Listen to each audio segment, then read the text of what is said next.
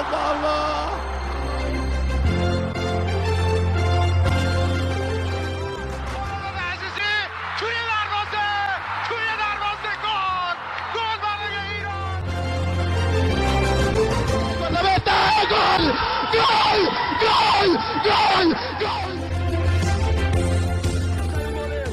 a finta, lá vai Romário, é gol!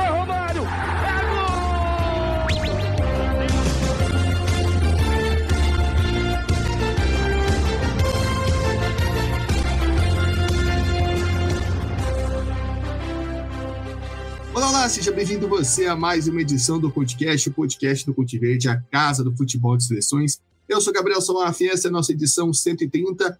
A gente já repercutiu a data FIFA de novembro, já falamos de tudo que rolou nos últimos jogos de seleções no ano. Mas foram os últimos? Não foram, porque a gente tem competição rolando agora, nessa data, pós-data FIFA, no caso, nesse mês de dezembro. A gente vai analisar duas que vão começar agora, neste final de semana. Antes de falar quais competições são e quem está aqui comigo hoje, eu convido você a seguir a gente nas nossas redes sociais, Threads, Twitter, Instagram, TikTok, @Cultiverde_.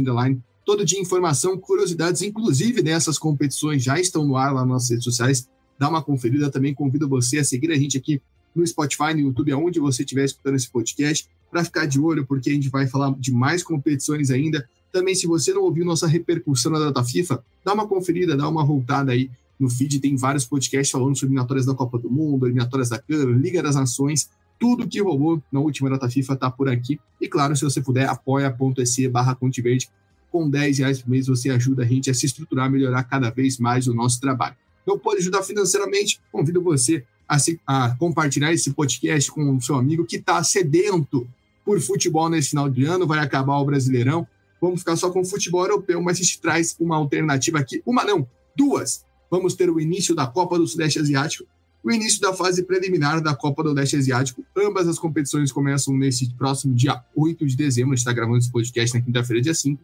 E também vamos falar aqui sobre a Copa da Micronésia na Oceania, com a participação especial do Bernardo Oliveira daqui a pouco. Então, a gente vai falar muito sobre isso, mas antes, aqui nesse primeiro momento, eu convido Yuri Casari, falou de futebol asiático, ele está por aqui. Yuri, a gente já cobriu a Copa do Sudeste Asiático, inclusive foi a primeira competição que o Cultiverde trabalhou quando foi fundado, porque ela começou a última edição 2 dias após a final da Copa do Mundo, né? Foi algo de imediato ali.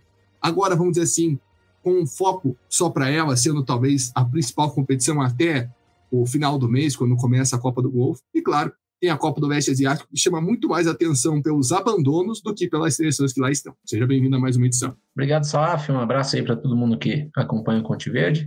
Vamos falar dessas duas competições regionais aí da Ásia, né? Essa é uma característica bastante singular, né, da Confederação Asiática, que é ter esses campeonatos regionais que acabam sendo muito importantes aí, né, para as seleções menores, para poderem aí desenvolver novos talentos, desenvolverem aí o jogo coletivo, né? A gente vai falar um pouco sobre isso, né, sobre algumas equipes que vão testar atletas, né, vão testar muitos atletas nessas competições, e outras que já levam um pouco mais a sério, já priorizam ela para a sequência do ciclo. Exatamente, lembrando que a Copa do Leste Asiático, que a gente vai falar dela daqui a pouco, ela acontece sua fase principal lá no meio do ano que vem. Aqui a gente vai definir o último classificado.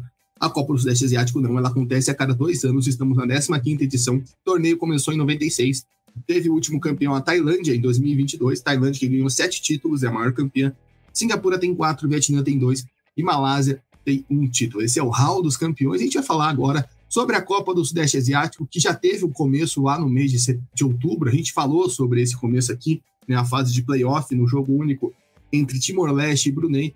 Timor-Leste avançou, venceu a primeira partida, depois empatou a segunda, avançou, Brunei ficou pelo caminho, né, o Vinícius Eutrópio, que poderia ser a primeira competição dele à frente de Brunei, não estará lá. Então, vamos passar nesse grupo A. Grupo A que tem a atual campeã a Tailândia, a Malásia, Singapura, Camboja e Timor-Leste. Yuri, dá pra gente considerar que Tailândia é a favorita, né? Você falou que seleções estão poupando, estão experimentando, não é muito o caso da Tailândia, tive muitos nomes conhecidos, bem como na Malásia, né? A Malásia leva boa parte de jogadores que a gente já viu acompanhar, leva a dupla que faz a festa do pessoal, né? Principalmente o Sérgio Agüero, que diverte, foi um dos destaques da última edição, que chamou a atenção do mundo inteiro, esse anônimo. E aí você tem os francos atiradores, você tem a seleção de Singapura, né, que é uma seleção que teve na segunda fase eliminatórias, mas não mostrou muita coisa. O Camboja, que vem reforçado, digamos assim, com naturalizações, acho que você vai comentar isso. E o Timor-Leste, que é franco atirador total, né? O Timor-Leste não era favorito contra Brunei e avançou. Anteriormente não era favorito contra a Mongólia nas eliminatórias da Copa da Ásia e avançou também, ou seja, chega aí já, né, com essa fama de franco atirador. Dá para esperar isso nesse grupo, um domínio de Tailândia e Malásia, ou você acha que alguma dessas outras seleções pode surpreender? Qual que é o seu raio-x dessa chave? Nesse grupo eu acho que está mais previsível do que no grupo B. Eu acredito que a Tailândia e a Malásia sobrem nessa chave. A Tailândia, como você adiantou ali, né, vem com força máxima. E do que eu vi ali das convocações, é a seleção que menos teve mudanças em comparação com a convocação anterior, né, da data FIFA anterior, vai em busca do tri consecutivo, né? A Tailândia é campeã das duas últimas edições e chega com certeza entre as favoritas aí para levar mais uma vez o título, né? Já a Malásia foi campeã uma única vez apenas, né, em 2010, e para essa data vem com vários naturalizados, né, incluindo 3 sul-americanos, o Agüero, que você já citou, argentino, né, e 2 brasileiros, né, o experiente brasileiro Paulo Josué, atacante, já foi convocado em outras oportunidades, e o Hendrick, que vai ser o camisa 10 da Malásia nessa competição aí. Ele atualmente joga no futebol do Vietnã, mas jogou por muitos anos no futebol malaio. Das últimas convocações, chama a atenção ali a ausência do goleiro, né, do Hazmi. Os 3 convocados têm muito pouca experiência internacional, então vai ser uma novidade aí na seleção da Malásia, né? Mas parecido com o que aconteceu com o Japão ali na Copa da Ásia, né? Que resolveram testar os goleiros numa competição. A Malásia vai fazer isso aí na Copa. E também vale ressaltar a ausência de 2 atacantes ali, né? O Hassid e o Rashid, que estavam na convocação anterior, e eles juntos somam 32 gols pela seleção da Malásia. Já a Camboja, que esse ano foi bastante decepcionante, né? Essa é a 10ª participação do país na competição, nunca passou da fase de grupos e pelo andar da carruagem deve continuar assim, né? Nessa convocação, alguns nomes novos que ainda não haviam representado o país, né? E muitos deles naturalizados, né? São 6 naturalizações ao todo. Vou passar a listinha aqui para a galera do Conte Verde. São 3 japoneses, que é a mesma nacionalidade do treinador, né, da seleção de Camboja, mas todos os 3 aí jogam no futebol local mesmo.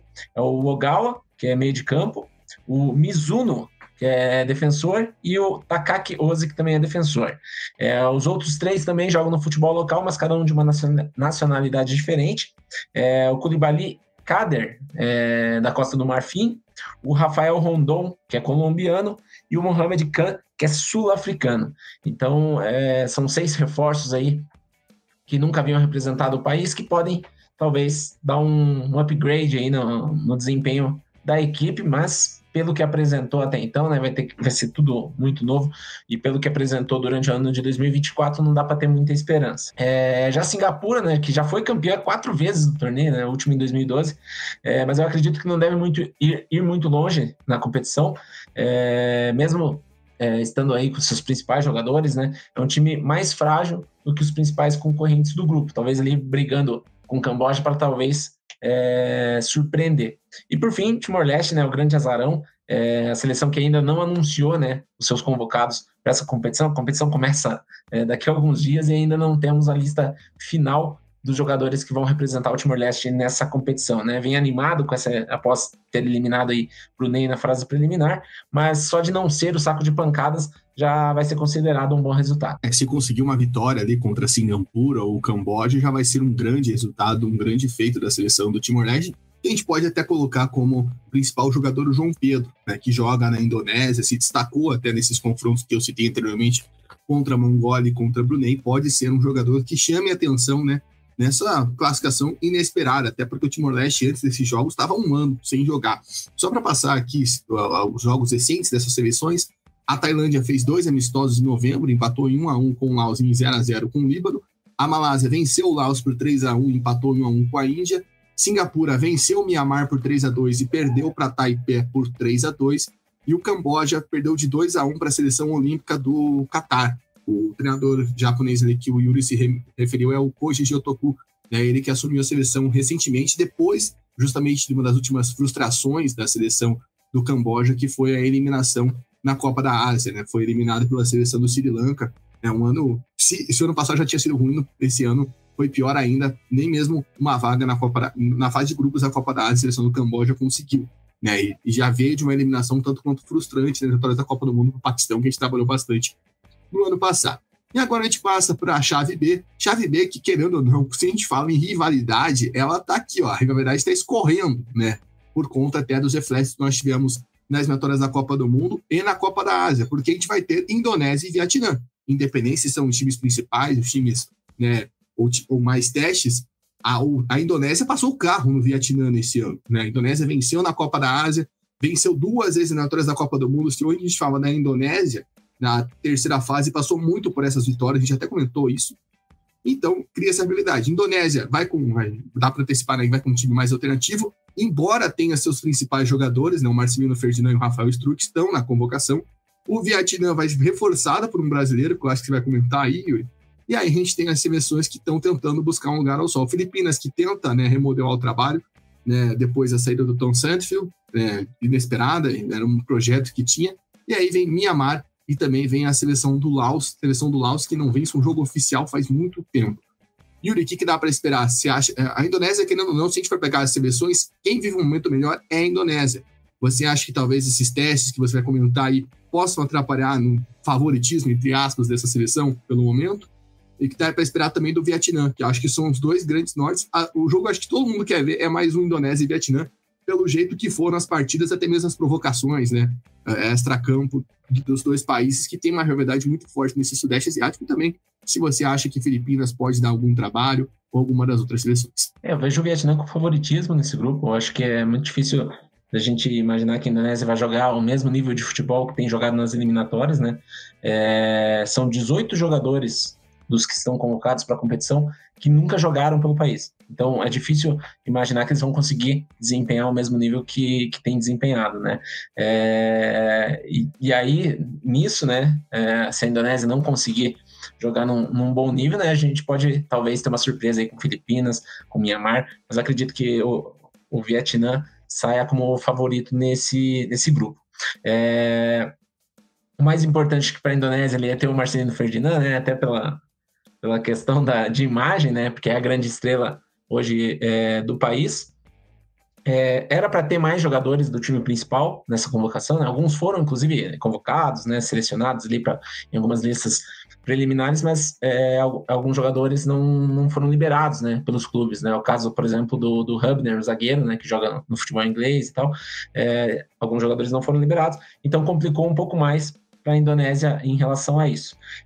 Entre esses jogadores que nunca vestiram a camisa da Indonésia pela seleção principal, né, estão aí Kaká, Ronaldo e Rivaldo, né, 3 jogadores com nomes de grandes estrelas brasileiras que vão estar representando aí a Indonésia nessa competição.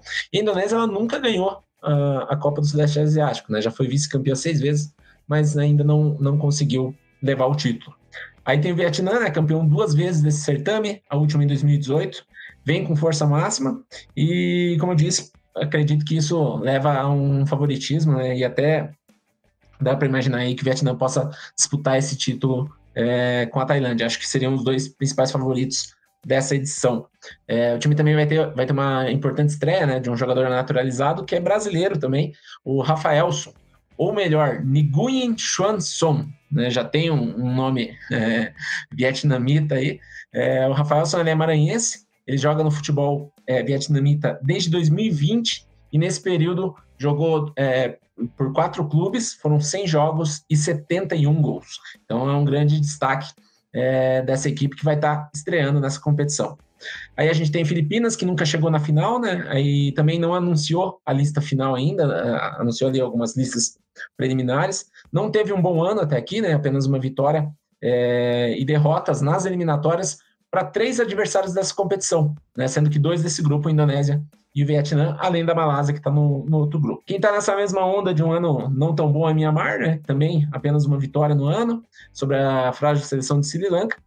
E fechando o grupo, vem Laos aí, que tem um time bastante jovem, né? Apenas um jogador na faixa dos 30 anos. Todo o elenco do Laos é mais novo que eu, então é um time bastante jovem aí. A equipe fez apenas 2 jogos nesse ano de 2024, incluindo o empate com a Tailândia aí, né, por 1-1. Não vence desde março do ano passado, quando derrotou o Butão.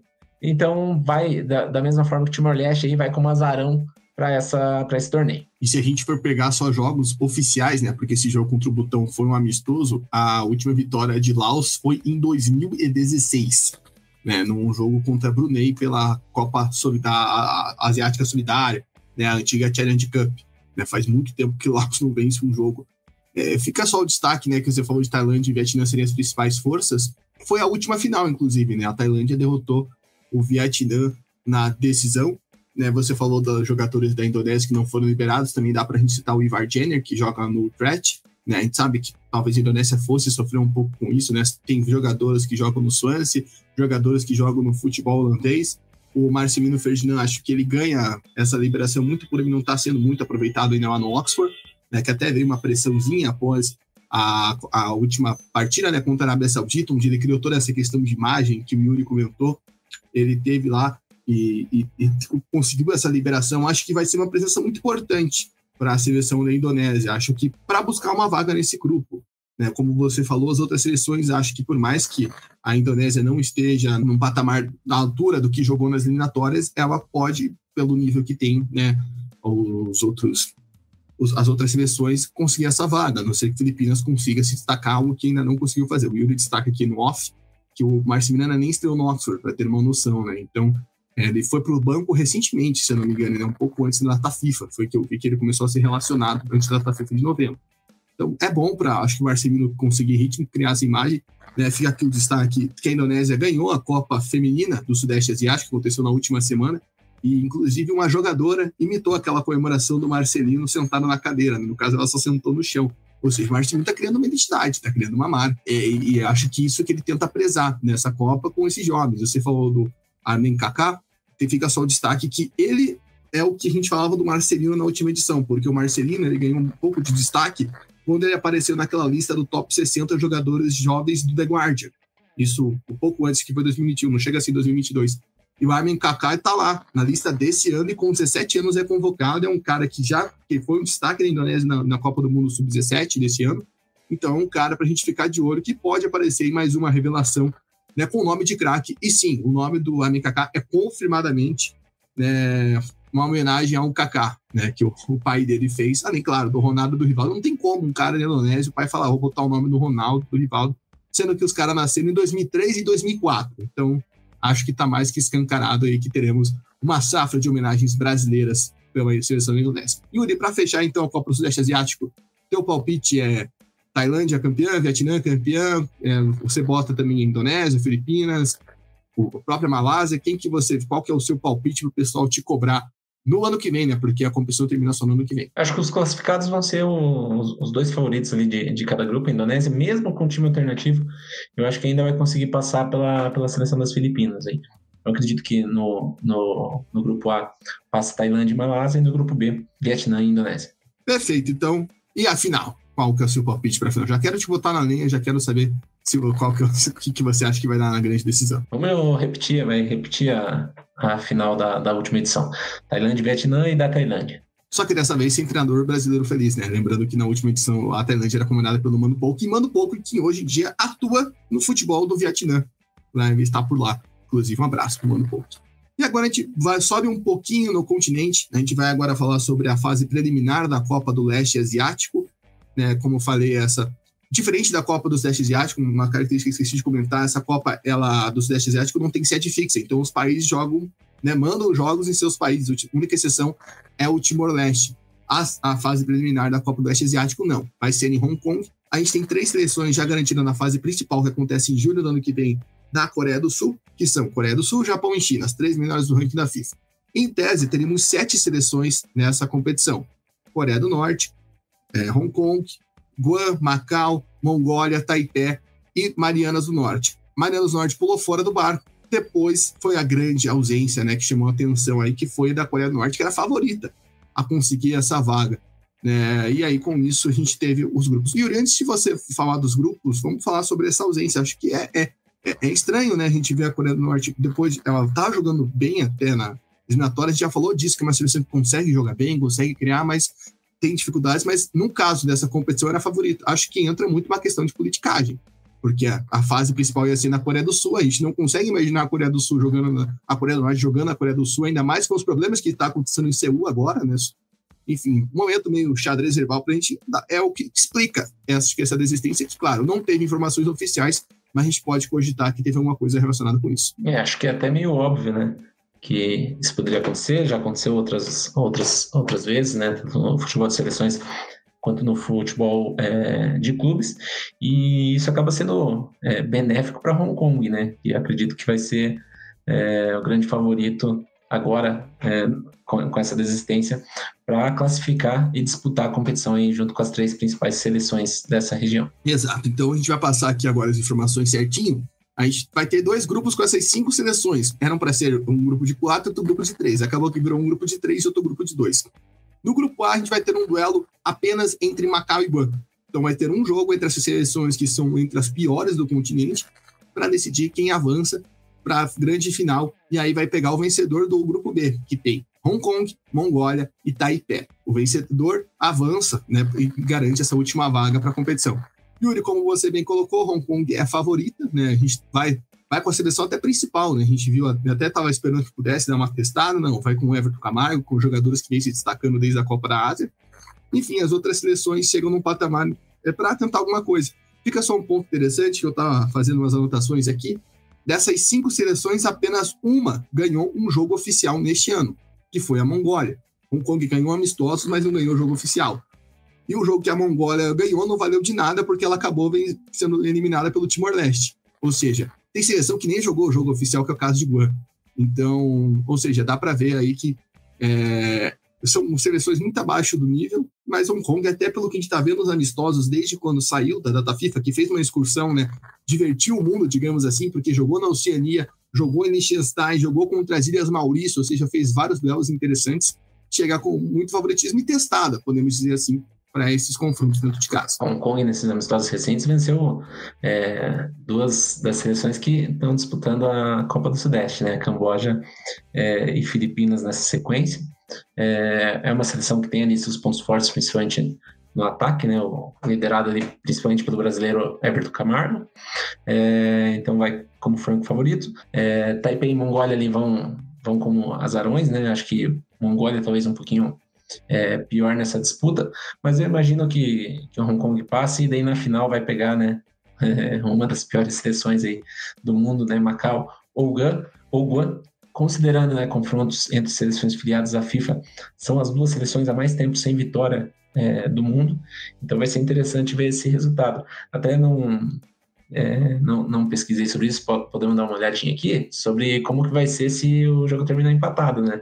Se a disputa vai ser direto para os pênaltis, como é que ficou esse regulamento aí? Vai ser interessante esse confronto. Provavelmente vai ser direto dos pênaltis, porque tem até já tem tipo uma chavezinha de mata-mata assim, no confronto, né? Então acredito que vai ser um duelo único. Você falou dos jogos aí entre Macau e Guam. A última vitória de Macau foi em junho de 2019 contra o Sri Lanka, e nessa mesma data FIFA foi a última vitória de Guam contra uma seleção da FIFA, que foi contra Butão.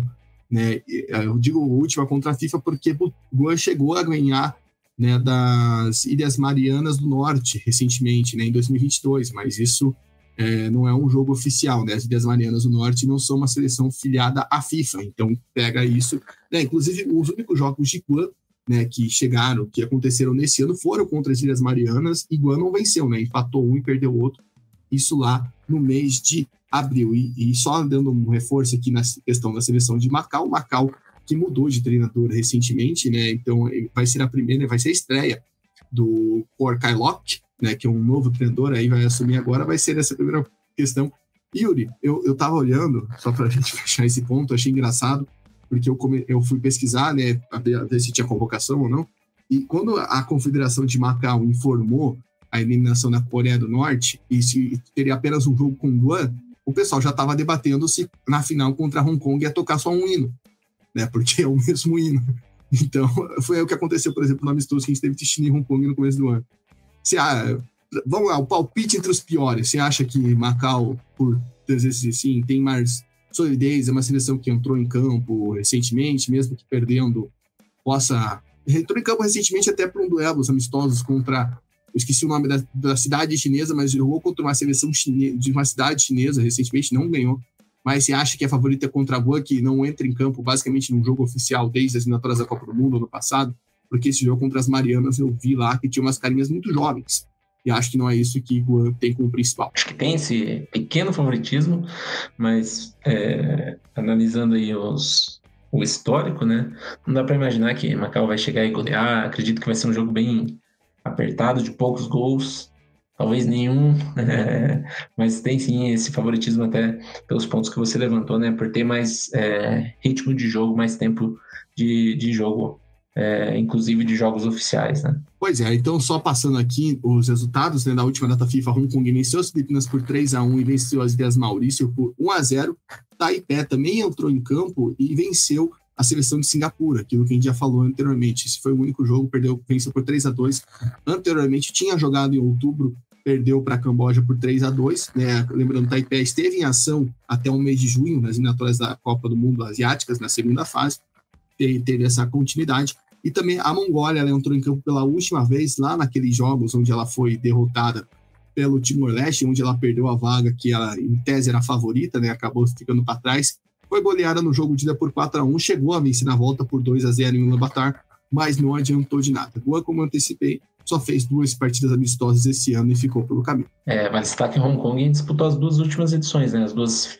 A fase final nas 2 últimas edições, ficando na 4ª posição. Exato, daí já é um outro nível, né, de seleções, e lembrando que na última edição, se foi em 2022, que se eu não me engano, que a Coreia do Norte não participou nem da fase preliminar, é a segunda vez, mas naquela ocasião ainda por causa que o país estava fechado com pandemia e tudo mais, né, só foi voltar a atuar no ano passado. E não é só na Ásia que vai ter competição, teremos bola rolando na Oceania para a Copa da Melanésia, a 3ª edição desse torneio que reúne as seleções da região. Para quem não sabe, quem faltou a aula de geografia sobre a Oceania tem as divisões ali, tem a Polinésia, a Micronésia, tem a região da Austrália, que também tem um nome específico, e a Melanésia, que reúne as seleções ali da região mais meridional, se você pegar o mapa da Oceania. E falou em futebol Oceania, a gente convida Bernardo Oliveira para participar desse podcast. Bernardo, seja bem-vindo. Qual que é o seu destaque inicial aí dessa competição, que vai também ser mais uma que começa nesse final de semana e vai até o dia 21 de dezembro, agitando esse mês de dezembro. O último campeão do ano, inclusive, vai sair desse torneio. Seja bem-vindo. Obrigado, Salaf. Um abraço para você, para todo mundo, também para o Yuri, né? Para todo mundo que nos acompanha aqui nessa mais uma edição, né, desse podcast, falando mais uma vez sobre o futebol da Oceania, agora com essa competição que se aproxima. O destaque inicial, Salaf, daqui a pouco a gente vai falar um pouco mais sobre isso, são os jogadores das seleções que estão fora, né? Jogadores principais de diversas seleções, como Fiji, Vanuatu, Ilhas Salomão. A gente vai destacar, né? São equipes que terão alguns nomes que foram bem na última data FIFA, né, nas últimas rodadas das eliminatórias para a Copa do Mundo, mas ao mesmo tempo não terão alguns dos seus principais jogadores. Acho que esse é o principal destaque para a competição. Pois é, reforçando só, esse torneio acontece nas Ilhas Salomão, vamos dizer que é um revezamento, né? Ano passado foi na Nova Caledônia, os campeões foram as Ilhas Salomão, e na primeira edição, que foi em 2022, foi em Vanuatu, e quem venceu foi a Papua Nova Guiné. Então vamos passar para os grupos. O grupo A desse torneio, nós temos Nova Caledônia, Vanuatu e Fiji. Nova Caledônia e Vanuatu se enfrentam na primeira rodada. Depois tem Fiji e Nova Caledônia, e na última Vanuatu e Fiji. Lembra? Os 2 primeiros avanços, aí semifinal e final. Bernardo, aqui a gente tem 2 seleções que conseguiram ir bem nas eliminatórias, que é o caso tanto de Nova Caledônia e de Fiji.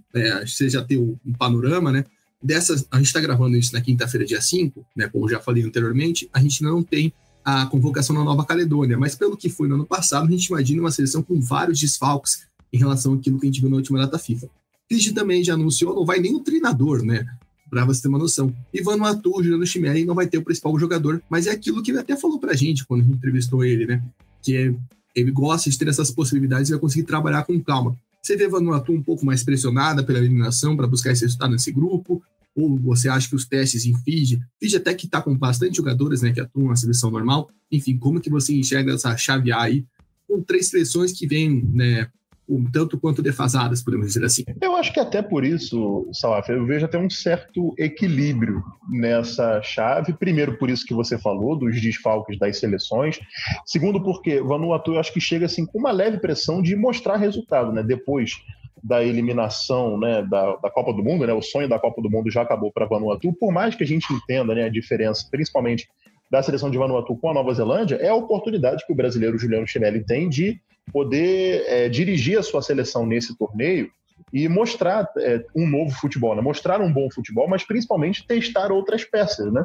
E aí a gente já pode entrar principalmente nos nomes que estão de fora. Se atendo apenas a esse grupo, né? Nova Caledônia, Fiji e Vanuatu, a seleção de Vanuatu não terá alguns nomes, né? Como você falou, o principal jogador, que é o Brian Kaltak, zagueiro, capitão da equipe, está fora. Outros jogadores também que são importantes nessa seleção, como, por exemplo, o Tezep, que foi o jogador que marcou o gol de Vanuatu contra a Nova Zelândia, né, goleada por 8-1, aquele gol de empate, né, aquele gol espírita, foi marcado por ele, assim como o Tangis, que é um jogador quase sempre titular, já vem titular desde a Copa das Nações da Oceania e também foi na última data FIFA das eliminatórias, assim como também o goleiro, o Sablan, também está fora, o Clark, o Cooper, são jogadores que são titulares nessa equipe de Vanuatu e que estão fora. São nomes assim importantes que o Juliano Chimelli não terá nessa competição. Por outro lado, a gente pode destacar dos nomes que estão convocados, eu acho que o principal, o John Alick, né, que foi bem na última data FIFA, já vem jogando bem pela seleção de Vanuatu desde a Copa das Nações da Oceania, e acho que no ataque o comando fica para o Spoke Jack, né, que é o jogador que acaba se destacando um pouco mais no setor ofensivo de Vanuatu.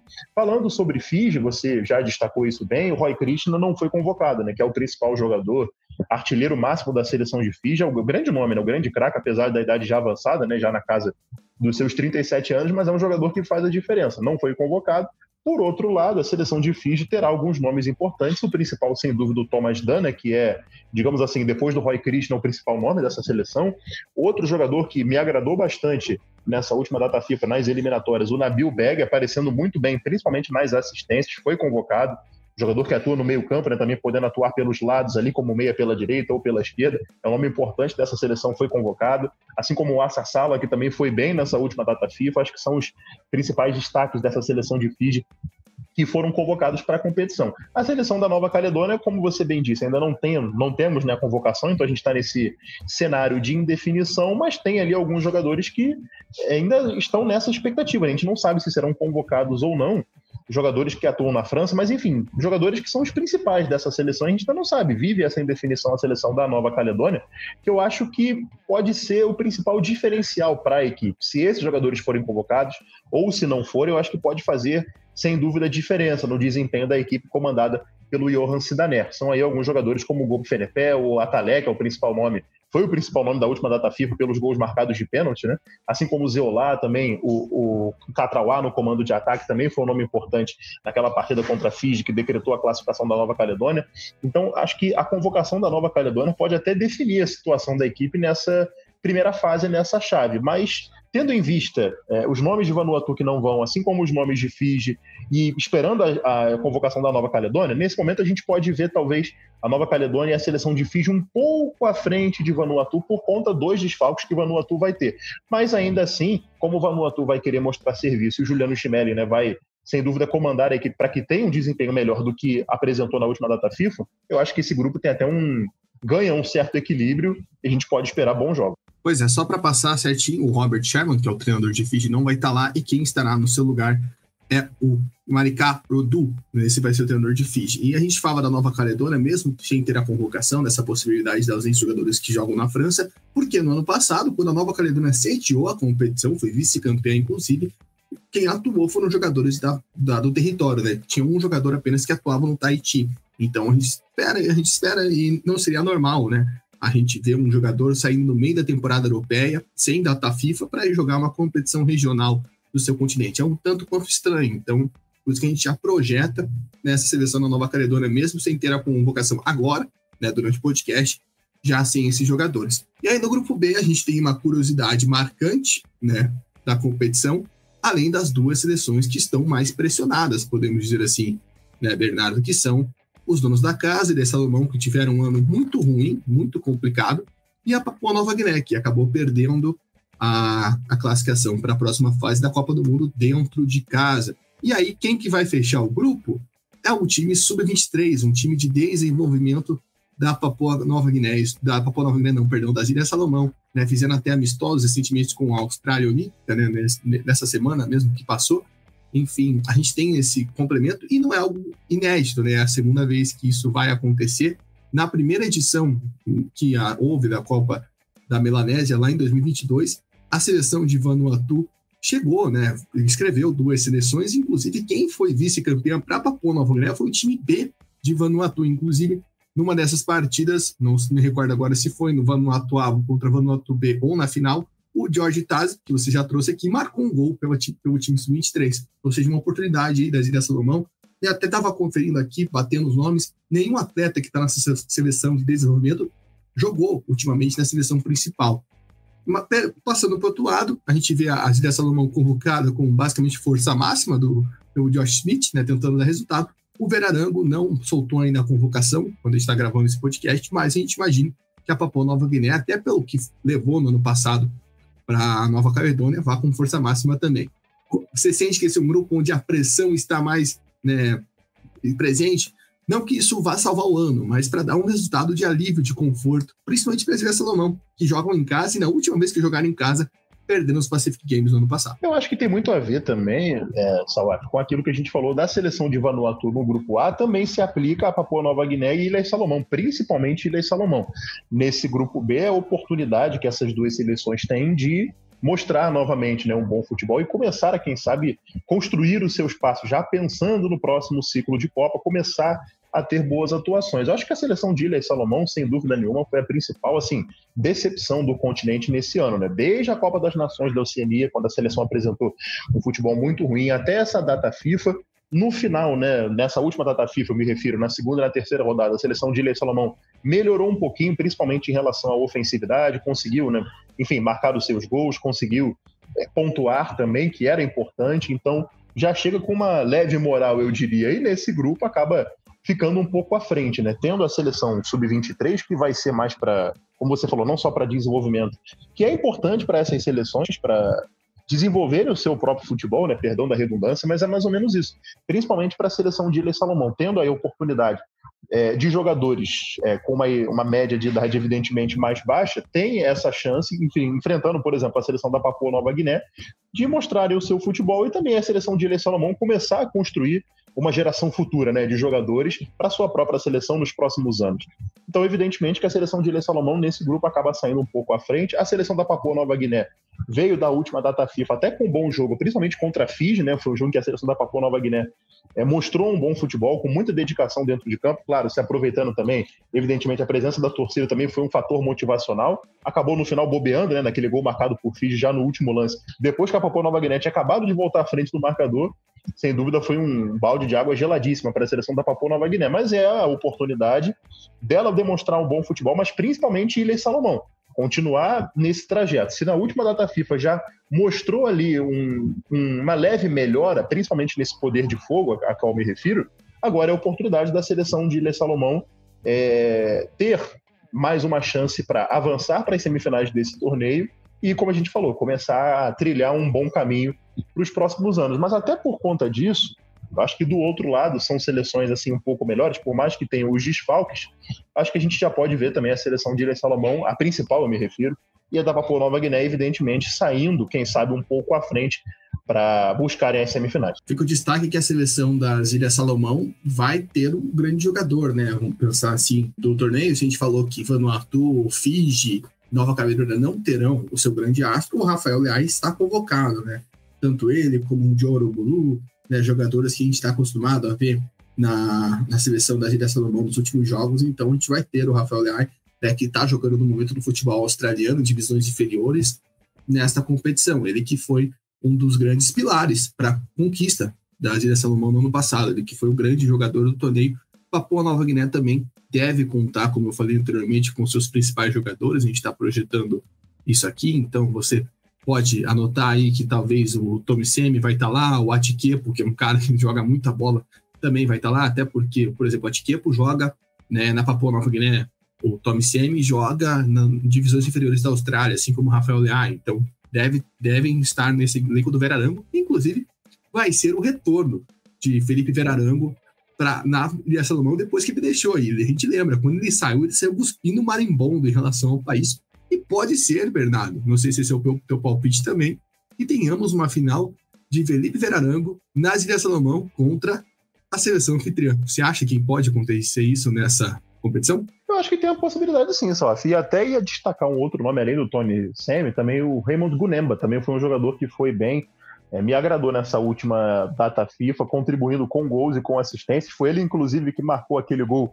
momentaneamente o gol da vitória, né? O gol salvador contra a Fiji, mas no lance seguinte a seleção de Fiji acabou empatando. Mas acho que tem essa possibilidade, e até a oportunidade também, até é bom a gente destacar isso, é a chance do Felipe Vegarango começar a mostrar assim, o que essa seleção da Papua Nova Guiné pode produzir, algo que ele até se irritou muito, e até com razão, né, da desatenção da equipe naquele jogo contra a Fiji, mas já foi uma data FIFA em que a seleção da Papua Nova Guiné conseguiu demonstrar um pouco mais, assim, conseguiu evoluir em relação àquela primeira partida lá atrás contra a Nova Caledônia, quando a seleção da Papua Nova Guiné chegou ali num gol, um lance muito isolado, né, aquele gol de cabeça do Tommy Semi. Nessa última data FIFA, assim, já mostrou uma evolução, eu acho que se assemelha um pouco às Ilhas Salomão. Melhorou principalmente a sua ofensividade. O que a seleção da Papua Nova Guiné precisa é consertar os erros defensivos, que foram vários ao longo dessas eliminatórias para a Copa do Mundo. Então é a oportunidade que o Felipe Vegarango tem de treinar mais uma vez a sua equipe e que a Papua Nova Guiné consiga mostrar um futebol ainda melhor. Eu acho que o problema do Vegarango é justamente a falta de torneios, né? Acho que, óbvio, a Copa da Maionésia acontecer todo ano, acho muito bom para essas seleções, mas o fato é que talvez ele só volte a campo oficialmente na Copa da Maionésia no ano que vem. E a gente já falou isso na Copa das Nações, que a Papua Nova Guiné sofre com uma questão de renovação. Você olha a seleção atualmente, tem muitos jogadores acima dos 30 anos. É isso, pessoal. Tá aí 3 competições para a gente acompanhar de cabo a rabo e o Ponte Verde vai estar de olho. Então fica ligado nas nossas redes sociais, Twitter, Threads, Instagram e TikTok. A gente vai postar as informações, vai postar tudo sobre os jogos, vai postar, né, essas classificações. A gente volta logo para repercutir elas conforme elas forem acabando. Né, como eu falei, vai ter outras competições também ainda para começar, que a gente vai falar mais para frente. Enfim, a gente fica aqui nessa expectativa para ver como vão ser as partidas. Então segue a gente nas redes sociais, @ConteVerdeLine. Também segue aqui a gente no YouTube e no Spotify para quando a gente voltar aqui repercutir tudo com vocês. E claro, apoia.se/ConteVerde com R$10 por mês. Você ajuda a gente a estruturar, melhorar cada vez mais nosso trabalho. Não pode ajudar financeiramente? Compartilhe esse podcast com aquele seu amigo que nem eu brinquei, que está sedento por competição de futebol de seleções. Yuri, agradeço a sua participação. Vamos ficar de olho nessas 2 competições, principalmente daqui já vale título na Copa do Sudeste Asiático. E logo a gente já tem um encontro, porque daqui a pouco começa a Copa do Golfo. Essa sim também é uma competição que promete bastante. Forte abraço. Valeu, Salaf, valeu, Bernardo. Daqui 2 semanas, mais ou menos, a gente se encontra novamente aqui no Ponte Verde. E é isso, só pedir o apoio de todo mundo aí que acompanha o Ponte Verde e continue acompanhando aí os nossos programas, os nossos podcasts e as nossas redes sociais. É isso, valeu, Bernardo, também pela participação. A gente fica de olho em tudo que rola na Copa da Maionésia. Salaf, valeu aí mais uma vez, obrigado pelo convite, bom estar aqui para falar sobre a Oceania. Valeu também o Yuri e todo mundo que nos acompanhou aqui em mais uma edição do ConteCast. Então é isso, pessoal, a gente encerra por aqui e a gente volta. O Yuri antecipou daqui a algumas semanas para falar de outros torneios. Ponte Verde, caminho da Copa do Mundo, passa por aqui. Até mais.